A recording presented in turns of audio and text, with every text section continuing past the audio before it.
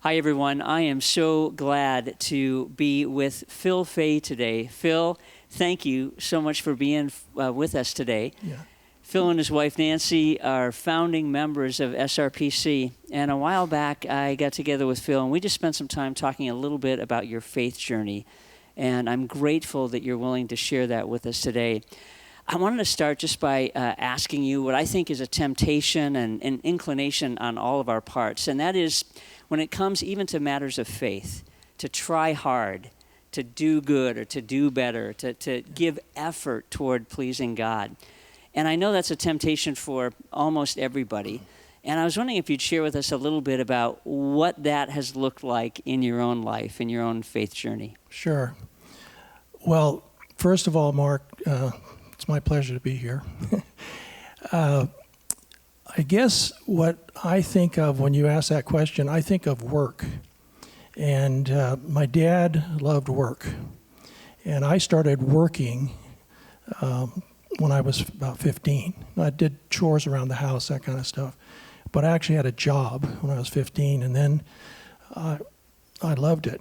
I loved to work, get something done, see the accomplishment, and get the satisfaction.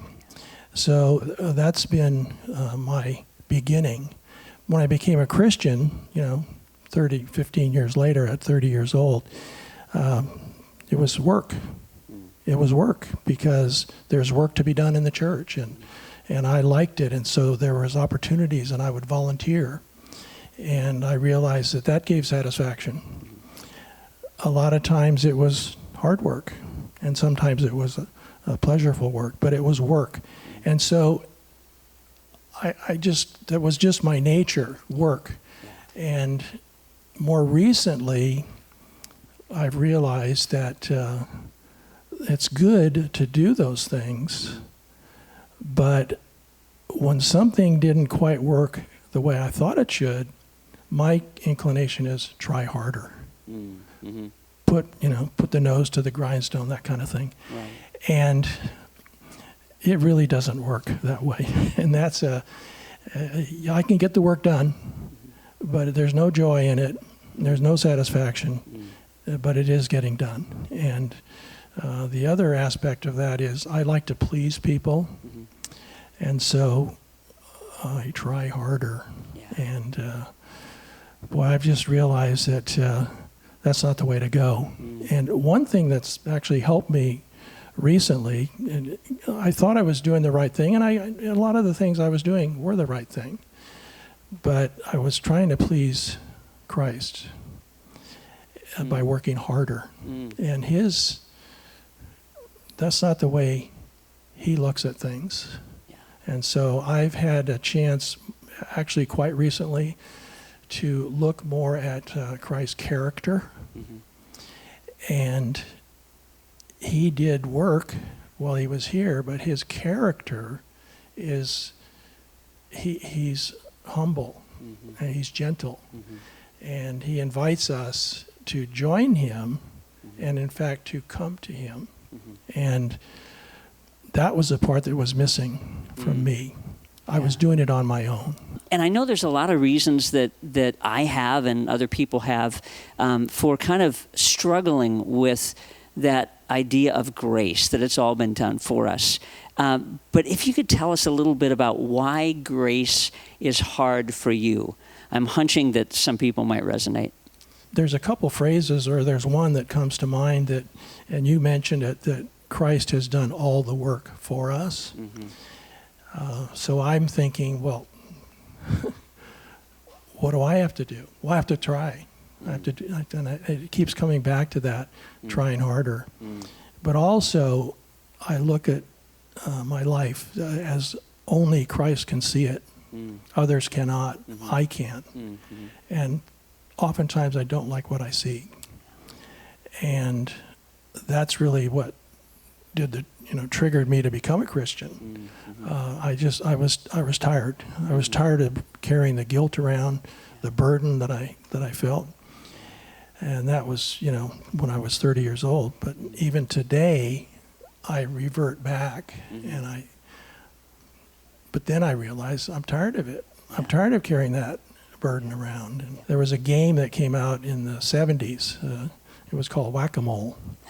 And I don't know if you ever played it or saw it, or it was an interesting game because it was a little bit of fun, but you could really get your aggression out with that mallet and hitting those bowls as they popped up. But a lot of times, and the reason I thought of that is because I think that I've overcome some particular bad habit or sin. Boy, and it comes back. And it's and Paul said it in Scripture, I know what I should do, but I still continue to do the things that I don't want to do.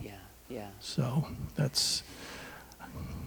I think that for me, the acceptance of grace is going to be a lifelong journey, I'll say. So I was wondering if you could tell us a little bit about that journey that you've had with patients and how God has been able to be, again, graciously at work in your life and helping that particular area and maybe redeeming that part of your life, or at least helping you take an extra step or two toward understanding and having greater patience. Well, I think probably a lot of people can relate to wanting to be more patient. A couple things that have helped me recently is I've always been kind of on the edge of my seat, wanting things. You and I have talked about it. If an appointment's at 10 o'clock, I'm in there at 9:45, or those kind of things. And it's caused a few problems in our marriage because we're going out to dinner or something. Nancy, that's another interview, Phil. Anyway. So being patient is not something that comes naturally to me,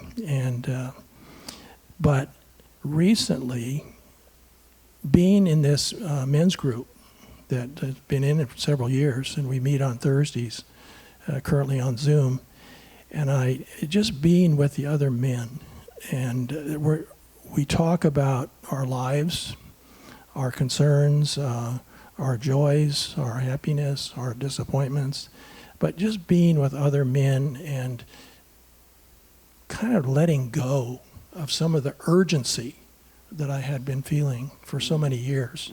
Being now able to chill out a little bit, some of it, just the way things are. I can't go everywhere I want to go. I can't do the things I want to do just by, nature of what's happening. But that's given me time to reflect a little better and to understand what it takes to be more patient, and it's to get rid of that urgency. I'll still always be on the edge of my seat, and I'll probably be early for appointments and those kind of things, but it'll be different.